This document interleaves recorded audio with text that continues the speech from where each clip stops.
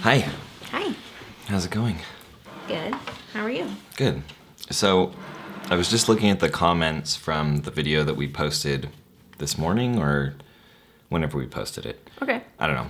The point is, I came over to Tashina and I asked her if she wanted to record a video with me in response to this comment, which I'll put on the screen here.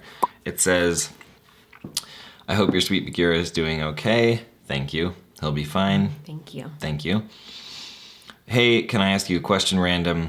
I know, but when you say pitch some brands, is that like for everything you show? What I mean is like, say, Angela Roy bags. I see everyone has been sent these bags and I'm falling into the hype. I still haven't bought one yet, but I'm just wondering, when YouTubers pitch a brand, do they actually like and use what they pitch? It's an innocent question, but I feel sort of played, duped. I can't think of the adjective that doesn't sound rude or negative. So this is a super good question, and Yeah. I would start by saying it depends on the YouTuber. I mean, I think one big thing that a lot of people maybe lose sight of is that we get pitched, we're not that big, and we get pitched every single day on brands that want to work with Tashina and they want Tashina to talk about their products. So the answer for us is no, we don't just work with any brand that approaches us because, first of all, the sheer volume, we couldn't. Like, it would just be too much. But second of all, that's not what we want to do. Like, No. we say no to the vast majority of brands that reach out because Tashina's not that excited about their products, or I mean, a lot of them just aren't a good fit. yeah, they're not a good fit. Like, they test on animals, or they don't have any vegan products, Even- that sort of thing. Yeah, even like meat that you eat brands reach out. Like stuff like that, or dairy brands. Yeah, you'd be really surprised by the brands that pitch us that clearly have no idea the very, what is that noise? It's the fridge. Oh, that is so loud. They don't know the very basic premise of what we do. Anyway, I'm sure that there are a lot of people out there who make YouTube videos or on Instagram just to make money. But I think it's a lot less than people think. The other thing about, like, we work with a lot of brands that send us a lot of products, obviously. And that's sort of similar too, right? Like, we get sent a lot of stuff that Tashina never talks about. We also get sent a lot of stuff where we'll create content around it and you hated it so much that we just decide not to ever publish it. Yeah. Yeah, that's definitely happened a few times. Yeah, that's happened. Anyway, I think another thing that I was just thinking about this the other day, so I'm glad this question got brought up, because I was thinking one thing I think people don't understand, or maybe don't consider, is how expensive it is to do what we do. Like, on the one hand, a small percentage of followers or subscribers get really upset that influencers are getting free product and then talking about that product, or getting product in exchange for coverage and talking about that product, or sponsored, whatever, affiliate, whatever the relationship is. The point is, there's this small percentage of people who are upset about that, but then it's really hard when you're a creator to differentiate which pockets of people are saying what, because on one hand you get a lot of comments from people like that, and then you also get a lot of comments of people who want you to always be talking about new stuff, or they want you, hey, this new cruelty-free brand just came up on my radar, I want you to talk about it. Or And this new collection is launching next week. Can you cover the whole thing? yeah. And so when you as an influencer start to grow more and brands are offering you sponsorships or affiliate relationships, or they're offering you product in exchange for coverage, it's helping you and it's helping your audience, because it gives you the materials to actually be able to create those products. Like, for example, kind of off the category of makeup, but if a camera brand, had offered us a camera to shoot our videos, when we were shooting on Tashina's iPhone, 100% we would have done that because it would have given us a tool to be able to give a higher level of quality to you, to the viewer, to be able to create videos that are more enjoyable. And it's not really that different when we're getting makeup and other products sent to us because, again, it's giving Tashina new stuff to talk about, new stuff to share with you. Oh, go ahead. Well, I was going to say, and sometimes too, especially with makeup, if the brand notices you, like I have placed some massive orders from certain brands, and then the brand notices that and they're like, oh, we're going to add you to our PR list now because clearly you're a big fan of the brand, you're a customer already. And I feel like a lot of the brands that we talk about regularly, I was a customer first before I ever started getting any PR from them. Like Loving Tan, Too Faced, Lush, Tarte, Smashbox, like so many brands. I was a customer first. Yeah. And it was through the result of me like talking about product that I bought myself that then the brands noticed me. Yeah, a brand with a good team is going to seek out influencers that already love the products. Yeah. Or they're going to find influencers who again, this is the brands with a good team, are going to find influencers that they feel are a really, really good fit. So there might be a brand that launches that Tashina's never heard of, but they're all cruelty-free and vegan, and that's a big part of, what they want to spread in their messaging and all that. And so, so a lot of times, for us at least, when we get a brand reaching out and it's just completely random, typically those are not I wouldn't even say typically. I would say 99.9% of the time, that's not going to turn into anything. You're never going to see us talk about them because it just doesn't fit. And to your point, part of why we do work with so many brands that reach out to us is because the whole reason they're reaching out is because you already love their products. So they've become familiar with you, sent those products. And then it's a really natural fit too because Tashina's already been talking about the brand for however long. And so our audience is already familiar with it. And again, it makes it a lot easier to create content. Yeah, completely. Like when it's a brand I'm already interested in and already love, it definitely makes it way easier. Yeah. And a lot of the brands too, even when they do continue to send us PR, I still buy stuff from them. Like Lush is a great example of that. Like I buy a lot from Lush. I buy a lot from Too Faced. I buy other brands that send us PR. I think another big thing that happens with us to that point is a lot of times Tashina will try to place an order with a brand and the brand will see her name in their system and they will cancel her order and then just send her everything that she was going to order. Yeah. So a lot of times when you see these big product hauls or that sort of thing, this was stuff that we were prepared to buy ourselves and the brand just happened to send us. And so, that's, I think if it's common for us, it's probably common for a lot of other people. Yeah. Oh, I'm sure. If you're someone like Jaclyn Hill and you place an order, I bet 90% of those brands are like, no.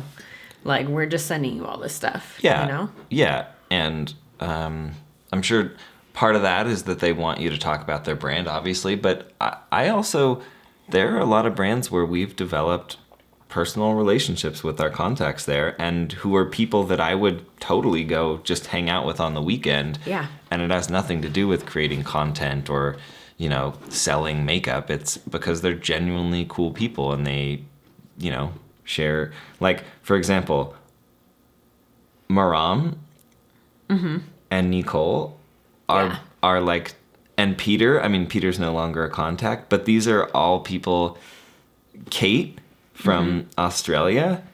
I'm intentionally not saying the brand names, but these are, Morgan? the list, Morgan, like the list goes on and on and on. Like there's so many people who legit, I would just like to, sorry about that. If you saw a little glitch there, it's because our memory card filled up. Anyway, I was also going to say, like, this is why finding influencers that you really feel you can trust is important. And I think a big part of that is looking into who is disclosing the relationships because, in the US, there are guidelines from the FTC of how to disclose things. And these guidelines are not super clear in all cases. Like, yeah, and they're not in all cases, and that's frustrating. Yeah, exactly. This is the FTC guidelines are something that I've had an ongoing conversation with our attorney about for the last 4 years. And my point is just that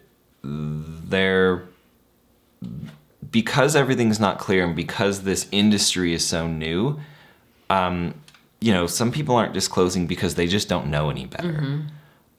So don't just assume that if somebody's not disclosing a sponsorship, that they're lying or they're trying to deceive you, because I really don't think that's the case. Like, I really don't think many people are waking up, turning on their camera and thinking, I'm going to lie to my audience and make a bunch of money. Like, I don't think that's happening. We're all pretty normal, at least the influencers that I've met. Like, we don't have a lot of friends that are influencers, but the ones I've met, like, they're all super normal ass, like, nice people. Yeah. Who don't want to just, they want to share stuff that they really love. And so, that being said, look for disclosures. If you see that somebody has a discount code, maybe it's an affiliate code. Maybe it's not, but maybe it is. So see if they're disclosing that. Maybe they're disclosing it in their video description, but not in their video. Again, this could just be that they don't know how to do it. And it could be because, again, the guidelines are super easy to misinterpret and not that easy to understand, especially right now when this is all so new. Yeah. Like, even just 4 or 5 years ago, looking at the way that the FTC wrote their guidelines versus the way that they're written now, it's night and day. So this is all evolving. Like, we're all a part of this evolution. And it can be difficult to navigate sometimes. And I think, too, not just for the influencer, but also for the brands. Like, brands don't always know. A lot of them are small teams, and it's people wearing a lot of hats, as they say. Yeah. And they don't always know what the rules are. And so some people are like, well, the brand should have told them. And it's like, I mean, ultimately, it falls on both parties to know these things. But, like, you can't depend on a brand to tell you these things because they just might not know either.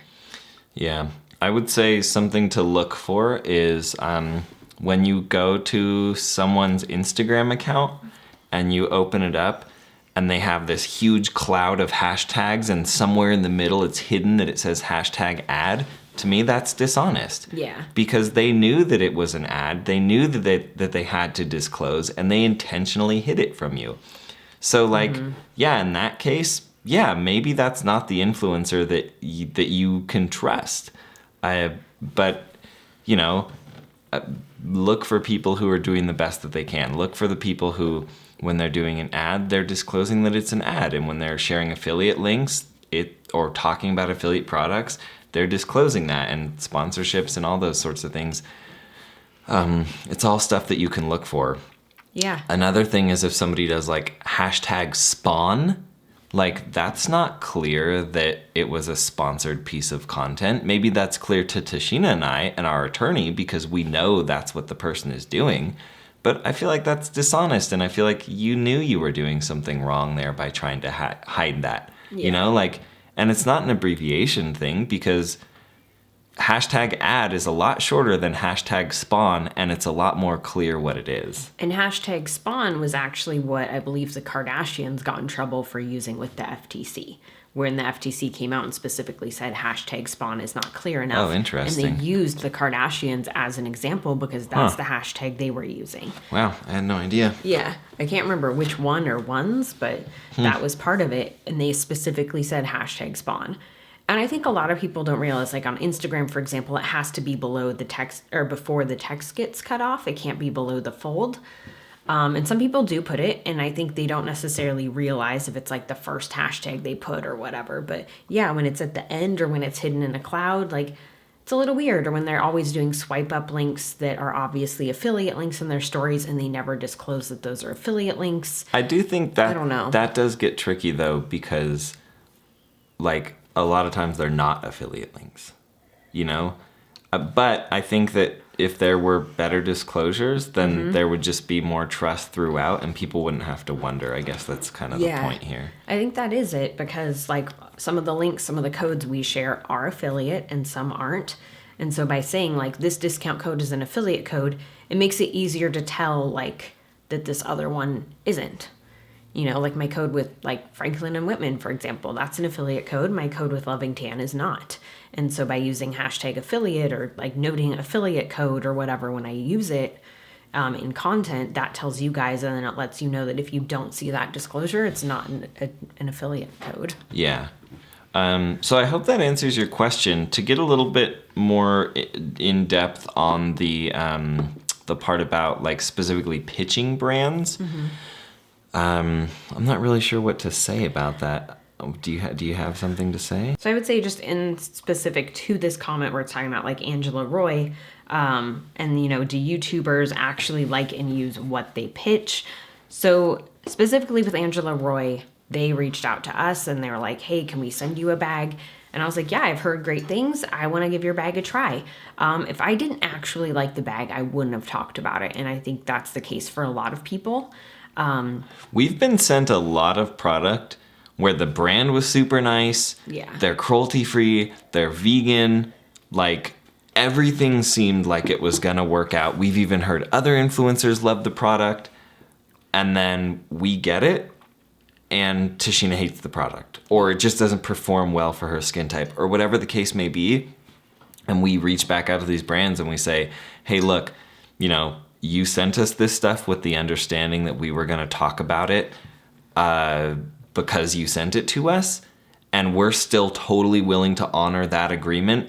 But just so you know, what we're going to say, you're probably not going to like, and here's why. It didn't work with Tashina's skin, or the product came damaged, or whatever it is. So it's like, hey, look, we'll still honor our part and talk about it, but are you sure you want us to say this? And then, you know, 99.9% of the time, the brand says, no, just don't talk about us at all. If Tashina had bought the product, we wouldn't reach out and ask the brand, you know, we would just post whatever negative thing Tashina has to say. But because the brand sent us that thing with the understanding that they expected us to talk about it, we give them that chance to say, hey, look, do we both want to pull back on what we had previously discussed? You're not expecting us to talk about it. Like, we'll send you back the product if you want. We're more than happy to ship it back to you.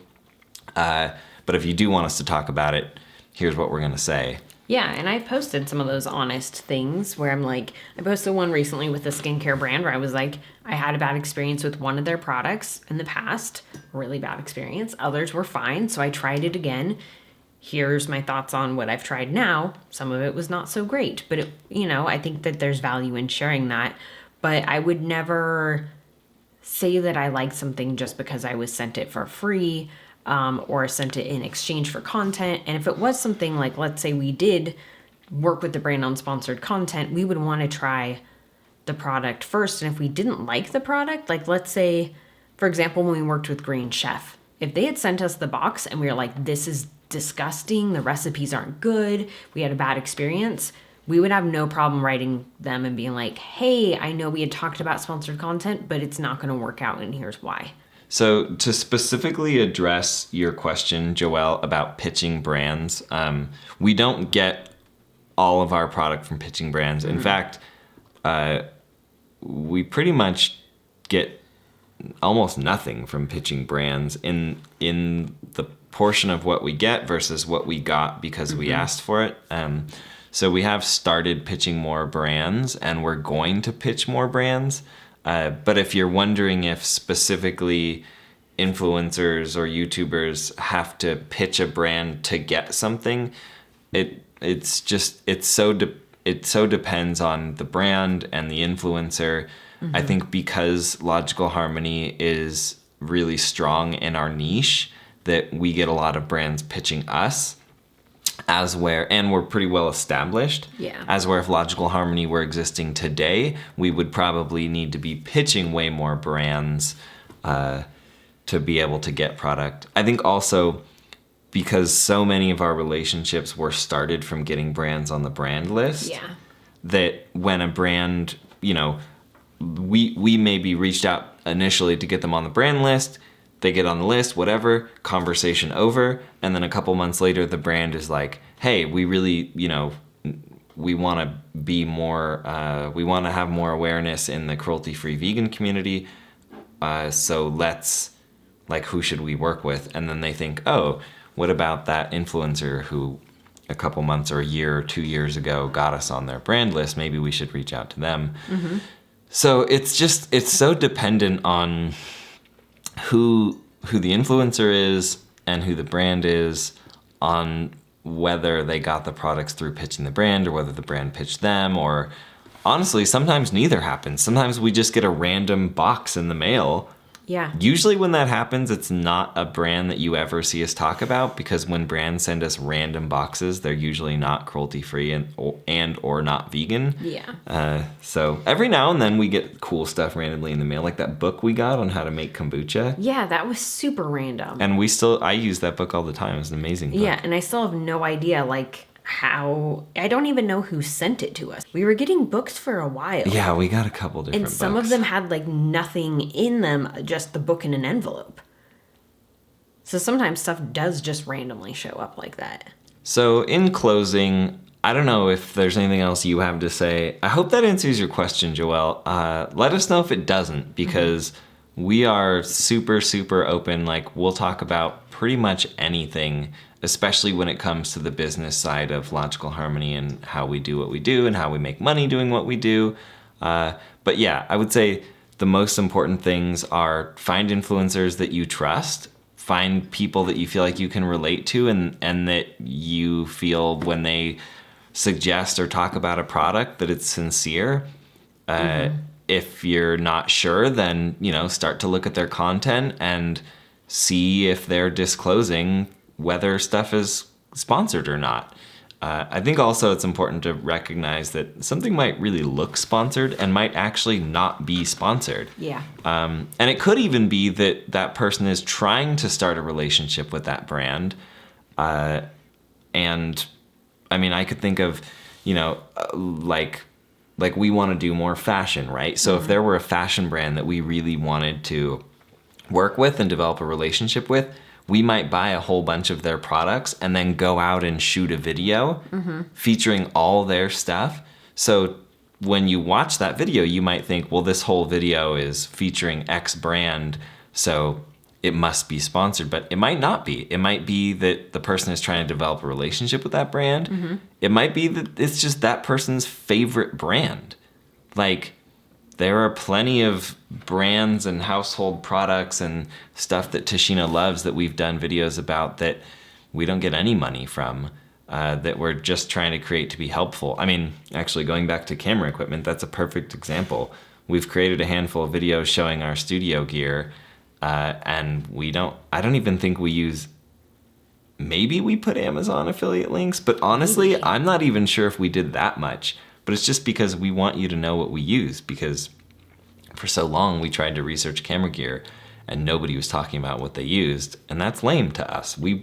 Everybody should share what equipment you use, because honestly, if you're a YouTuber and your camera is the only thing that makes you special, then yeah, you should be worried, because it's just, wow, like, anybody can go out and buy a camera. If that's really your only edge over the competition, then I don't know what to tell you. Do you have any other closing thoughts? I had something, but I forgot it. So oh, no. Yeah, I just remembered. So kind of, related to what Justin was saying about, it's maybe the person just really loves the brand. Like, one of the biggest tips you get as an influencer is, if you want to start working with the brand, look at their Instagram, look at their aesthetic, and try and recreate it in your own way. And so I think that is another great example of what he's talking about, of stuff that might look sponsored on some feeds but isn't, where it is just the person, like Justin said, trying to get the brand's attention in a different way. Yeah. I think too, the most important thing is not to make assumptions. You can ask people. It's the tough thing about this is that it's really hard to not offend an influencer by asking, hey, is this sponsored? because they probably get that all the time. Yeah. And it's probably really annoying, especially if they are someone who discloses. Like, I think we actually do. And this was something that years ago, Tashina and I kind of sat down and we were both like, we want to lead, like we want to like be such a good example for what disclosing really means as influencers, that we want to be like above the industry standard, like setting the standard for like transparent influencers who, am I boring you? No, sorry. I'm just kidding. I'm so hot under this light. Transparent, influencers who bring so much transparency to what they do that we're really setting the standard. Like, that's our goal. That being said, it can be kind of annoying when you put all this work into something because you love it so much, and then somebody, let's say it's not sponsored, and somebody leaves some shitty comment like, oh, this really looks sponsored to me, or something like that, and you're just like, dude, f*** off. Yeah, or like, oh, the brand must be paying you because you were at their HQ. Yeah, or it is sponsored, and hey, guess what? There's nothing wrong with that. Like, as long as the person's being authentic, and as long as they're telling the truth about the product and how they feel about it, then yeah, like, if you like their content, then you should want them to get paid so they can keep creating it. Totally. Anyway, thank you for the question, Joelle. It's a really, really good question. Yeah, it is. It is. And I understand why you have the reservations that you have, because I think it's something not Yeah. a lot of people talk about. And I think it's important to talk about for that reason too. Absolutely. Like, it's important for influencers and brands to understand disclosure, but it's also important for the audience to understand it, because I see so many like conspiracy theories about secret sponsorships and all this stuff. And it's like, it's just not, it's not what it is, I think, a lot of the time. Yeah. So yeah, it was a good question. Yep. Thanks for tuning in.